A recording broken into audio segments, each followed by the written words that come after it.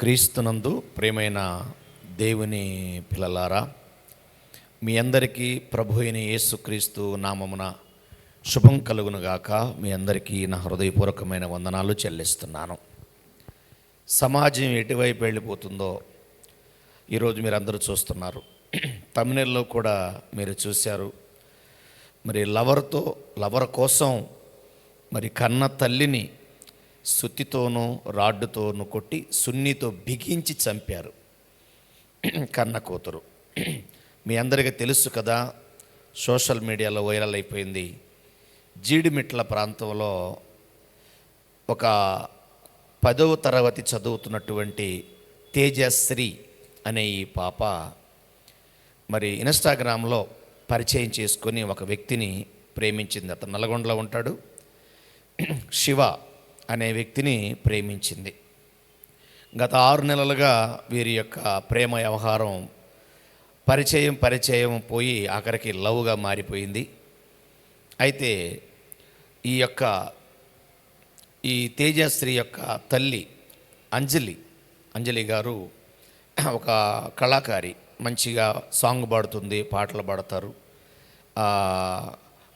కొన్ని కళా కార్యక్రమాల్లో కూడా పాల్గొంటూ ఈ అంజలి అనే ఆమెకి భర్త చనిపోయాడు. గత 6 నెలల క్రితమే యాక్సిడెంట్లో చనిపోయాడు. ఈ అంజలి భర్త బేకరీలో స్వీట్ కేక్ తయారు చేయడంలో మాస్టర్.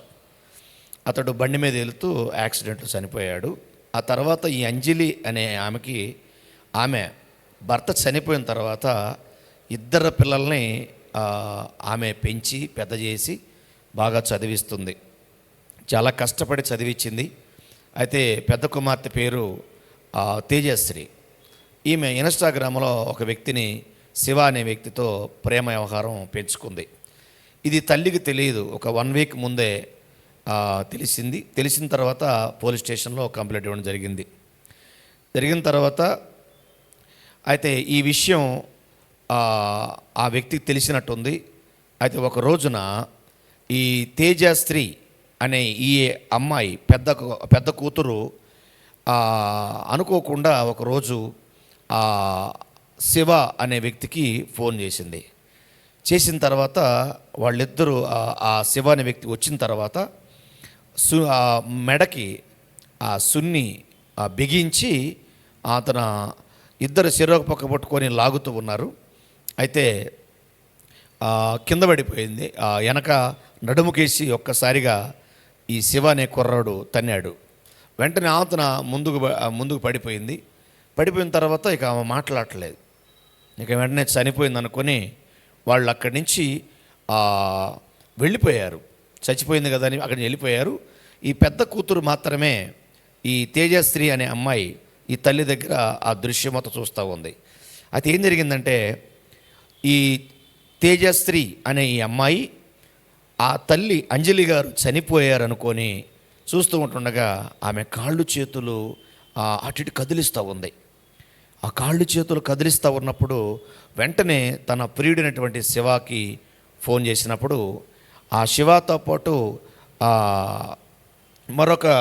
మరొక వ్యక్తి కూడా ఉన్నాడు. అతని పేరు విశ్వంత్. ఈ విశ్వంత్ శివ ఇద్దరు కలిసి బైక్ మీద వెంటనే వచ్చేసి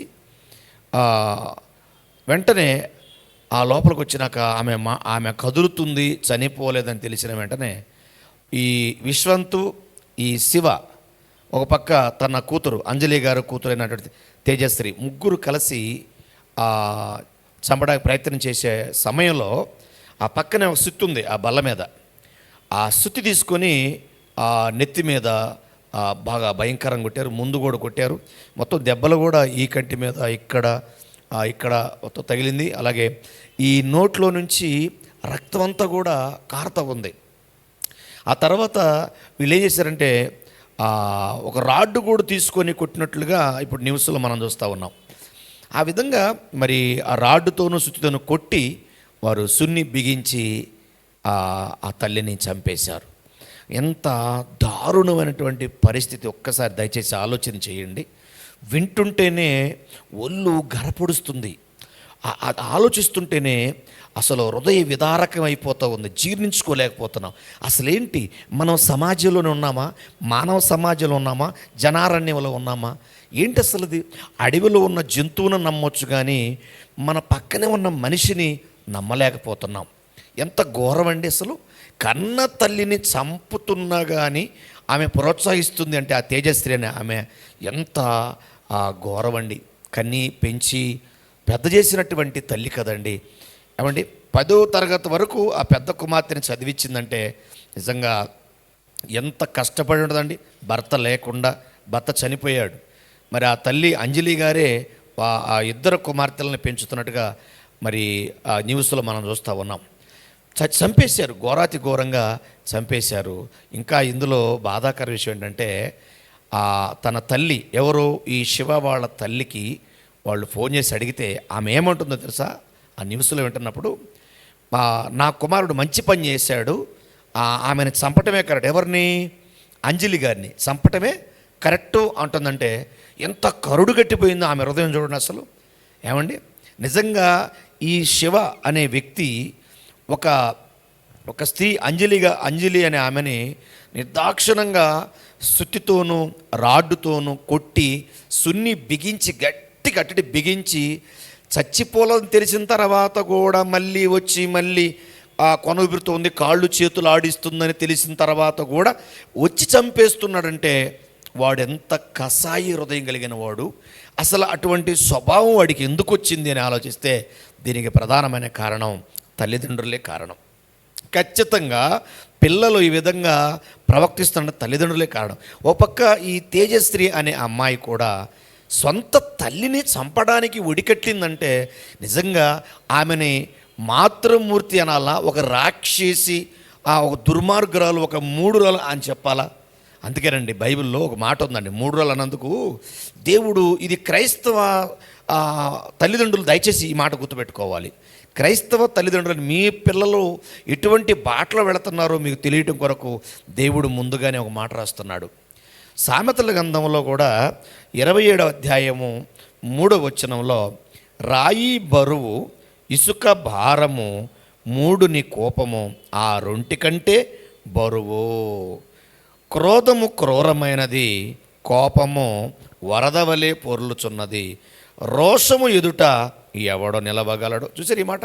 మళ్ళీ చెప్తాను. రాయి బరువు, ఇసుక భారము, మూడుని కోపము ఆ రొంటి కంటే బరువు. క్రోధము క్రూరమైనది, కోపము మరువలేనిది, వరద వలె పారునది, రోషము ఎదుట ఎవడు నిలవగలడు. నిజంగా ఎంత క్రోధం ఉండకపోతే ఏమండి, ఒక నిండు ప్రాణాలని అసలు అంజలి అనే ఆమె కూడా పెద్ద వయసు కలదు కాదు, ఆమె కూడా ఒక మంచి వయసులోనే ఉంది పాపం. అంత చక్కటి ఆమెని మరి చంపేశారండి, నిర్దాక్షిణంగా చంపేశారు.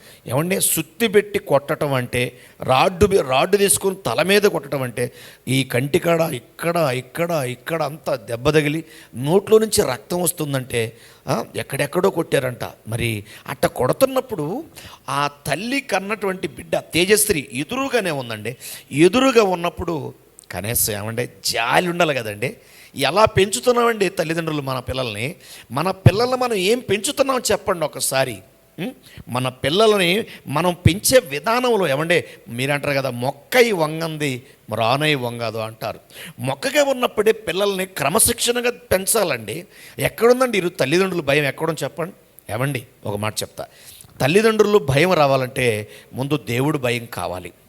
దేవుడు భయం లేనప్పుడు ఖచ్చితంగా చెప్తున్నా మూడులుగా మారే అవకాశం ఉంది. ఏమండి, మూడులుగా మారే అవకాశం ఉందండి. అందుకే ఒక మాట బైబిల్లో మీకు చూపిస్తాను ప్రియ దేవుని పిల్లరా. బైబిల్లో ద్వితీయోపదేశకాండం 6వ అధ్యాయంలో ఒక మాటను చూడండి. ద్వితీయోపదేశకాండం 6వ అధ్యాయము 6వ వచనంలో, నేడు నేను నీకు ఆజ్ఞాపించు ఈ మాటలో నీ హృదయంలో ఉంచుకోవాలి అంటే తల్లిదండ్రులు చెప్తున్నాడు. నీవు నీ కుమారులకు వాటిని అభ్యసింపచేసి నీ ఇంట కూర్చుండునప్పుడు, త్రోవలు నడుచున్నప్పుడు, పండుకున్నప్పుడు, లేచినప్పుడు వాటిని గురించి మాట్లాడాలి. సూచనగా వాటిని నీ చేతికి కట్టుకోవాలి. అవి నీ కన్నుల నడుమ బాసికము వలె ఉండాలి. నీ ఇంటి ద్వారబంధముల మీద, నీ గౌరుల మీద వాటిని రాయాలి. అంటే దేవుని వాక్యం. అంటే ఇక్కడ ఏమన్నాడంటే చిన్న వయసులో ఉన్నప్పుడే, ఇది క్రైస్తవ తల్లిదండ్రులకు మాత్రమే చెబుతున్నా. ముఖ్యంగా క్రైస్తవ తల్లిదండ్రులుగా ఉన్నటువంటి మీరు మన బిడ్డలకి మనము దేవుని మాటలు నేర్పాలి. ఎందుకంటే బాలుడు నడవలసిన త్రోవ వానికి నేర్పు, వాడు పెద్దవాడైనప్పుడు దాని నుంచి తొలగిపోడు. బాలుడిగా ఉన్నప్పుడే మనం నేర్పాలి. ఎందుకంటే లేకపోతే వాడు ఎలా మారిపోయాడు? మూఢుడుగా మారిపోయాడు. ఎంత మూర్ఖుడంటే అంజలి గారిని సుత్తి తీసుకొని రాడ్డు తీసుకొని కొడుతున్నారంటే విచిత్రం ఏంటంటే, ముందు సున్నితో బిగించారు, ఆ తర్వాత చచ్చిపోయింది అనుకొని వెళ్ళిపోయారు. ఆ సున్ని చెరువు పక్క పట్టుకున్న సున్నితో బిగించి గట్టిగా ఆ తెల్ల సున్ని తీసుకొని ఆమె అంజలి గొంతుకేసి గట్టిగా అట్టి ఇటు కసకస ఊపిరిపోయింది. అక్కడ ఆమె కింద ముందు పడిపోయింది. ముందు పడిపోవటం కాదు, ఈ శివ అనేవాడు ఆ వెనకమాల నడ్డికి పెట్టి ఆదన కొట్టినప్పుడు ఆమె అలాగే ముందుకు పడిపోయినాక చచ్చిపోయిందని వెళ్ళిపోయిన వాళ్ళు మళ్ళీ ఇదిగో మా అమ్మ సావలేదు, కొనూపిరితో ఉంది, కాళ్ళు చేతులు ఊపుతుంది అని ఈ తేజశ్రీ అనే అమ్మాయి 10వ తరగతి చదువుతున్న ఈ అమ్మాయి చెప్పిందంటే ఎంత దారుణం ఆలోచించండి. ఆ వచ్చినవాడు కొనూపిరితో ఉందని మళ్ళీ కత్తి తీసుకొని పేక మొత్తం పస పస పస పస పస పస పేకంతా కోసి పడేసాడంటండి. ఎంత ఘోరం అండి ప్రేమైన దేవుని పిల్లరా. ఏమండి 10వ తరగతి చదువుతున్న ఈ అమ్మాయి కూడా ఎదురుగా ఉందంటే ఏమండి ప్రేమ మోజులో, ఏమండి ఇది ప్రేమ అంటారా? దీన్ని ఏమంటారండి? కామ కోద లోభ మద మత్సరాలతో నింపబడినటువంటి పిల్లలు తయారవుతారు. బడికి పోయి ఏమి నేర్చుకుంటున్నామండి? స్కూల్లో, కాలేజీల్లో, యూనివర్సిటీల్లో ఏమి తగలబెడుతున్నాం, ఏమి నేర్చుకుంటున్నాం చెప్పండి? మన పిల్లలకి దేవుడు భయం చెప్పాలి. ప్రియ దేవుని పిల్లరా, దేవుడు భయం లేకపోవటం వల్లే 10వ తరగతిలో లవర్ ఏంటండి ఇన్స్టాగ్రాములో పరిచయం అంట. మొదట్లో ఇన్స్టాగ్రామ్లో పరిచయం అయిపోయి గత 6 నెలల నుంచి కూడా ఈ కథ జరుగుతుంది. 6 నెలల నుంచి జరిగినటువంటి ప్రియుడు ఈరోజు అమ్మ కంటే ఎక్కువైపోయాడంటే ఎంత దుర్మార్గురాలు, ఎంత నీచమైనటువంటి స్థితికి ఒడికట్టింది ఒకసారి ఆలోచించండి అండి. ఆలోచించండి, ఎంత ఆశ్చర్యం. ప్రియ దేవుని పిల్లరా, నిజంగా ఇది వింటుంటే చాలా బాధగా ఉంది. అది దేవుడు అన్నాడు, మీరు క్రైస్తవ తల్లిదండ్రులరా, మీరు మీ పిల్లలకి ఇదిగో నా మాటలు నేర్పండి. ఈరోజు క్రైస్తవ తల్లిదండ్రులైన వారి మధ్య కూడా చాలామంది పిల్లలు లేరనుకోబాకండి. క్రైస్తవులుగా ఉన్న వారి యొక్క తల్లిదండ్రుల యొక్క పిల్లలు కూడా ఈరోజు చెడిపోతున్నారు. ఈరోజు చాలామంది చెడిపోతున్నారు క్రైస్తవ తల్లిదండ్రులు. అందుకే ముఖ్యంగా నేను క్రైస్తవ తల్లిదండ్రులు చెప్తున్నా, ఎప్పుడు బిడ్డలను గారాభంగా పెంచబాకండి. ఇప్పుడు గారాభంగా పెంచేవాడు. అందుకే బైబిల్ అంటాడు, బెత్తెము వాడని కుమారుడు నరకపాత్రుడు అంటాడు. బెత్తి వాడాలి, పిల్లలకి బెత్తి వాడి క్రమశిక్షణలో పెంచాలి. 10వ తరగతిలో ఏంటండి ప్రియుడేంటి? 10వ తరగతిలో ఎంత కామంతో పెట్టరేగిపోతున్నారండి ఈరోజు. ఏమండి ఎంత ఆశ్చర్యం అండి. ఒక అమ్మాయి రోడ్డు మీద కనబడింది నాకు, ఇదే హైదరాబాద్లో రోడ్డు మీద కనబడి ఒక అమ్మాయి పాటలు పాడుతున్నా. ఆ పాటలు సినిమా పాటలు వింటున్నప్పుడు నేను చెప్పా, అమ్మా ఏంటమ్మా నువ్వు చూసి చాలా చక్కగా ఉన్నావు, ఆ పాటలు అంతా సండాలంగా ఉన్నాయి ఏంటమ్మా అంటే ఆమె ఏమని తెలుసా, అంకుల్ మీకేం తెలుసు అంకుల్, అది కామన్ అంది.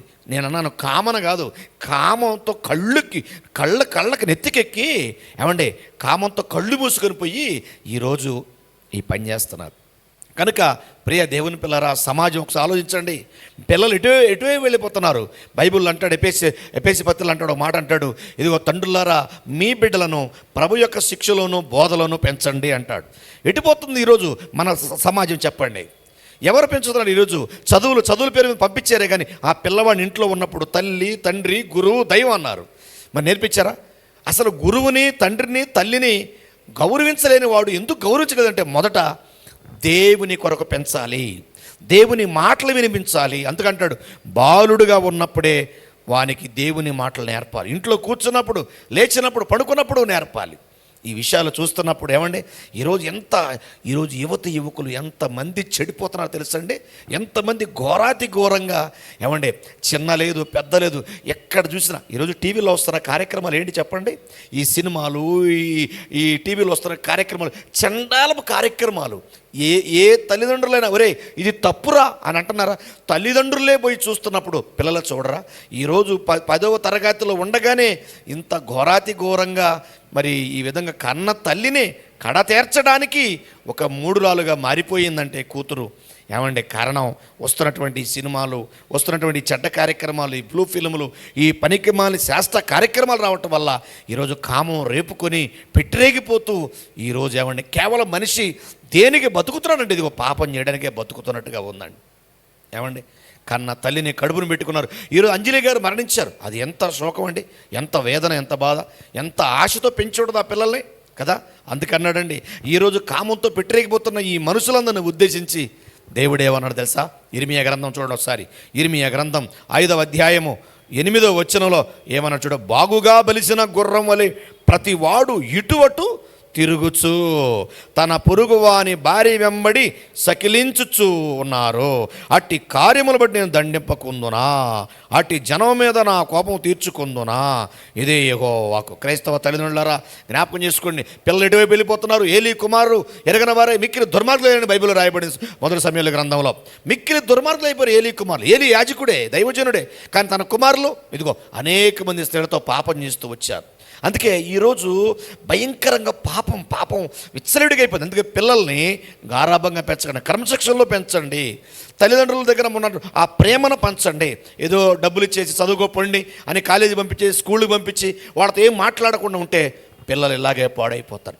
ఇప్పుడు ఈ తప్పు ఎవరితో చెప్తాం చెప్పండి. ఇప్పుడు అంజలి గారిని చంపేశారు, దారుణంగా చంపేశారు. ఓకే, కూతురు దగ్గరే ఉంది, తేజశ్రీ దగ్గరే ఉంది. ఆ శివ అనేవాడు, విశ్వంత్ అనేవాడు వచ్చేసి ఘోరంగా చంపుతుంటే ఈ అమ్మాయిలో కాస్త కూడా చలనం కానీ, జాలి కానీ, దయాగుణం కానీ ఆమెలో కనబడలేదంటే ఇప్పుడు ఈ పాపం ఎవరిది? పెంచిన తల్లిదా? ఇందులో ఆ శివ తల్లి ఏమంటుంది? శివ తల్లి చంపి మంచి పని చేశాడు మా కొడుకు అంటుంది. ఇంకా చెప్పాలంటే అసలు ఆమెను ముందు ఉరి తీయాలి లెక్క ప్రకారంగా. ఇప్పుడు నేనట్లేదన్నమాట. ఈరోజు చాలామంది పబ్లిక్ అంతా కూడా ఆ వీడియో ఉన్న వాళ్ళంతా అదే అంటున్నారు. ఇప్పుడు అసలు ఒక పక్క చంపేసిన తర్వాత ధైర్యంగా నా కొడుకు తప్పేం కాదు, నా కొడుకు దగ్గరికి ఈ తేజశ్రీ ఒక వారం వచ్చినందుకే ఇంతలా ఎగిరింది, అంతకుముందు ఎంతమందితో తిరిగిందో ఆ పిల్ల. కనుక ఆ పిల్లని అలా పెంచినందుకు, నా కొడుకును వల్ల వేసుకున్నందుకు నా కొడుకు మంచి పని చేశాడు చంపి అని అంటుందంటే ఇప్పుడు ఎంత ఘోరం చెప్పండి. అది జాలి ఉంది అసలు ఆమెకి. నిండు ప్రాణాలు గాలిలో కలిసిపోతే మరి కనీసం అటు మాట్లాడుతుందంటే నిజంగా ఆలోచించండి. తల్లిదండ్రులే ప్రోత్సహిస్తున్నట్టుగా లేదు ఇక్కడ. తల్లిదండ్రులే బిడ్డల్ని చంపేరా, ఏం కాదు చంపేసే, కోసేరా. వాడట కత్తి తీసుకొని ప్రాణం పోలేదని కత్తి తీసుకొని పేకను కొత్త. అదేనా కోడి పెట్ట? ఏమండి, అదేమన్నా కోడి పెట్ట అండి? ఏమండి, ఎంత గుర్రం. అందుకే ప్రతివాడు బలిసిన గుర్రం వలె ఇటు అటు తిరుగుచు తన పొరుగు వాని భార్యని సకిలించుచు ఏమండి పాడు చేస్తున్నాడు. కానీ ప్రియ దేవుని పిల్లరా, అందుకే సమాజం పాడైపోతుంది. ప్రియ దేవుని పిల్లరా, మన బిడ్డలను కాపాడుకోవాలంటే ఒకటే, ప్రభు యొక్క శిక్షలోను, ప్రభు యొక్క బోధన. క్రైస్తవ తల్లి ముఖ్యంగా చెప్తున్నా, క్రైస్తవ తల్లిదండ్రుల మీకు దండం పెట్టి చెబుతున్నా, మీకు ఎంత ఆస్తి ఉన్నా, ఎంత వజ్ర విడల మణులు మాణిక్యాలు మేడల మిద్దులు ఉన్నా, 4 చెంగులు రాబడి ఉన్నా సరే వ్యర్థం. నీ పిల్లలని క్రమశిక్షణలోనూ పెంచకపోతే ఎప్పటికైనా సరే నువ్వు నష్టపోతావు. మాకు ఇంతమంది పిల్లలు అనటం కాదండి, పంది కూడా పిల్ల కట్టదండి, చెట్ల వదిలేస్తుందండి. పంది కూడా 20 పిల్లలు 30 పిల్లలు పెడుతుందండి పంది, కానీ వదిలేస్తుంది. మనం పందులం కాదు కదా, మనం ఒక గొప్ప స్థాయి కలిగిన మనం దేవుని పిల్లలుగా మనం ఉన్నాం. దేవుడే పుట్టించిన జాతి మనం. కాబట్టి దేవుని పోలికతో పుట్టిన వారు మనం. మనకి జ్ఞానం, తెలివి, వివేచన, మంచి చెడ్డలు అని తెలిసే వివేచన దేవుడు మనకి ఇచ్చినప్పుడు మంచి ఏదో చెడు ఏదో మనం ఆలోచించొద్దా చెప్పండి. ఈరోజు ఎన్ని కుటుంబాలు లాగమైపోతున్నాయి. ఇలా ఎంతమంది పోలీస్ స్టేషన్ చుట్టూ, కోర్టుల చుట్టూ ఎంతమంది ఈరోజు రచ్చబండ కార్యక్రమాలని, ఇలా బతుకు చెట్టబండ కార్యక్రమాలని, ఇలా ఎన్ని కార్యక్రమాలకు వెళ్తున్నాం ఆలోచించండి. వయసుకు రాకముందే పిల్ల దాటిపోతుందంటే, కాలు జారుతుందంటే కారణం తల్లిదండ్రుల పెంపకం కాదంటారా చెప్పండి. అందుకే ప్రియ దేవుని పిల్లరా, దేవుడు అడుగుతున్నాడు, మీ పిల్లలని ప్రభు యొక్క శిక్షలు పెంచండి. ఏలి తన కుమారులని ప్రభు శిక్షలు పెంచలేకపోయాడు, పేరుకు మాత్రం వదిలేశాడు. కానీ దేవుడు ఏం చేశాడు తెలుసా? ప్రభు శిక్షలు వారు పెంచినప్పుడు దేవుడు ఏం చేశాడు? ఆ ఏలి కుమారు ఒప్పినే ఫినెహాసు వలన ఏం జరిగిందంటే 4,000 మంది ముందు యుద్ధంలో మరణించారు. ఆ తర్వాత దేవుడు ఎక్కడైనా నెలకు బుద్ధి వస్తుంది అనుకుంటే వాళ్ళు బుద్ధి రాలేదు, దేవుళ్ళు ఇంకా పాపం చేస్తున్నారు. వాళ్ళ గుండా 30,000 మంది మరి యుద్ధంలో మరణించారు. ఆ యుద్ధంలో వీళ్ళిద్దరు కూడా ఒప్పిన ఫినెహాసులు కూడా ముక్కలుగా చేయబడ్డారు. అందుకే మనిషి పాపం చేసి మర్చిపోతాడు, కానీ ఆ పాపం ఆ మనిషిని ఎప్పటికీ మర్చిపోదు. గుర్తుపెట్టుకోండి ప్రేమైన దేవుని పిల్లరా. అందుకే చెప్తున్నా, మనిషి పాపం చేసి మర్చిపోతాడేమో, కానీ మీరు చెప్తున్నా వ్యభిచార పాపము ఏమండి గొంగళి పురుగు చీతకుక్షులకు ఎలా మారుతుందో వ్యభిచార పాపము ఎయిడ్స్ వ్యాధిగా మారుతుంది. గుర్తుపెట్టుకోండి ప్రేమైన దేవుని పిల్లరా. మనిషి పాపం చేసి మర్చిపోతాడు, కానీ ఆ పాపం వాడిని మర్చిపోదని గుర్తుపెట్టుకోండి ప్రేమైన దేవుని పిల్లరా. కాబట్టి ఈరోజు భయంకరంగా పాపం ఎక్కడ పడితే అక్కడ పాపం జరుగుతూ ఉంది. కాబట్టి దయచేసి మీ పిల్లలను దేవుని శిక్షలో పెంచాలంటే తల్లిదండ్రులుగా మీరు దేవుని మందిరములో సాగిలపడి ప్రార్థన చేయాలి. బిడ్డల కన్నా ప్రతి తల్లిదండ్రులు కూడా ప్రార్థన బిడ్డల కొరకు ప్రార్థన చేయాలి. అన్న తన కుమారుడు సమూయేలు కోసం ప్రార్థన చేసింది. అలాగే ఎలిజబెత్, జకరియా, యోహాను కోసం ప్రార్థన చేశారు. మీకు తెలుసు కాబట్టి క్రైస్తవులు నేను రెఫరెన్స్ మీకు ఇవ్వట్లేదు, ఇది లోకస్వాతం రాయబడిన చరిత్ర. కాబట్టి ప్రార్థన చేయాలి. మనం అందరూ కూడా మన బిడ్డల కొరకు మనం ప్రార్థన చేయాలి. ప్రార్థన చేయకపోతే యువతరం బాగోలేదండి. ఈరోజు భయంకర వ్యభిచార వర్కులు తిరుగుతున్నారు ఈరోజు వీధుల్లో. ఈరోజు పాపం అరిచేతులకు వచ్చేసింది మనిషి. అందుకే బైబిల్ అన్నాడు, నీ కన్ను చెడిందైతే నీ దేహం అంతా కూడా చెడిపోయిందే అన్నాడు. కాబట్టి ఈరోజు ఎంతమంది యువకులు చెడిపోతున్నారు, అంత దారుణంగా. మరి పీక కోస్తున్నాడు, గొంతు కోస్తున్నాడు, శుతి తీసుకొని తల మీద పగల కొడుతున్నాడు, కంటి మీద కొడుతున్నాడు, ముక్కు మీద కొడుతున్నాడు, నోటి మీద కొడుతున్నాడు. అసలు మనిషా వాడు ఎంత క్రూరమృగం. అందుకే దేవుడు ముందే చెప్పాడు, ఇసుక బరువు, రాయి బరువు, ఇసుక భారము, 3 నీ కోపము, ఈ రంటి కంటే బరువు, క్రోధము క్రూరమైనది, కోపము వరదవలే పొర్లుచున్నది, రోషము ఎదుట ఎవడు నిలవగలడు. ఏమండి ప్రసంగులు అంటాడు, ఆత్రపడి కోపడకుడి అన్నాడు. ఒకడు ఆత్రపడి కోపడి భార్యని ఎమ్మని గోడకేసేట్టు నెట్టాడు. ఏదోలా దెబ్బతెలుకున్నాడు, కానీ తీరా ఎమ్మని చెప్ప ఊడిపోయింది అంతే. ఈ తల మీద బొచ్చి ఊడిపోయింది. ఎమ్మని మెదడుడిపోయి అక్కడక్కడ ఉన్న నిమిషాల మీద అక్కడే డెడ్ బాడీ చచ్చిపోయింది. తర్వాత వాడు ఎక్కడికి వెళ్ళాడు, అసలు ఎందుకు నా భార్య చచ్చిపోయిందంటే ఎమ్మనే ఒక సిద్ధాంతి కాడకు పోతే ఆ సిద్ధాంతి ఒక జ్యోతిష్యుడి దగ్గర పోయిందంట. ఆ జ్యోతిష్యుడు అన్నాడంట, ఇదిగో తప్పు నీది కాదు, నువ్వు కట్టిన గోడకు తేలింది, ఆ గోడ వాస్తు కట్టలేదు, అందుకే నీ పేరు చచ్చిపోయింది చెప్పాడంట. చూడండి, ఇప్పుడు అంటే చంపింది భర్త, కానీ ఆ కేసు ఎవరి మీద పెడుతున్నాడు ఇప్పుడు, గోడ మీద. అంటే అది వాస్తు కట్టలేదని. ఇలాంటి మూఢనమ్మకాల్లో నిమగ్నం అయిపోయారు. ఇప్పుడు పోలీస్ స్టేషన్లో ఎవరు పెట్టాలా, గోడను పెట్టాలి తీసుకెళ్ళి.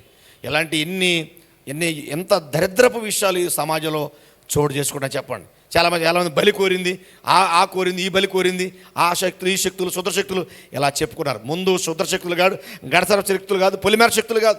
మన పిల్లల్ని ఎలా పెంచాలి, మన పిల్లల్ని మంచిగా పెంచుతున్నామా? ఆ పిల్లలు ఎటువంటి పాటలు ఉన్న సినిమా పాటలు ఏంటి, ఎటువంటి డ్రెస్సు మన పిల్లలకి వేస్తున్నాం, ఆ స్కిన్ పిట్లు ఏంటి, ఈ విధంగా ఆ టైట్గా బట్టలు వేసుకొని ఏంటమ్మంటే స్కిన్ పిట్ అని ఆ విధంగా కాళ్ళు చూపించుకుంటూ, తొడలు చూపించుకుంటూ, మాంసం ముందు కుక్క ముందు మాంసం వేసి రావద్దని ఊరుకూడదా?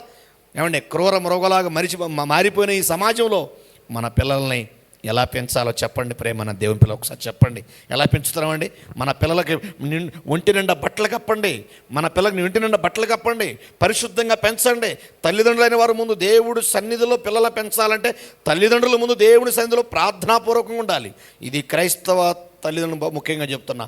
ఇది హైదరాబాదు జీడిమెట్లలో జరిగింది గత 2-3 రోజుల క్రితమే.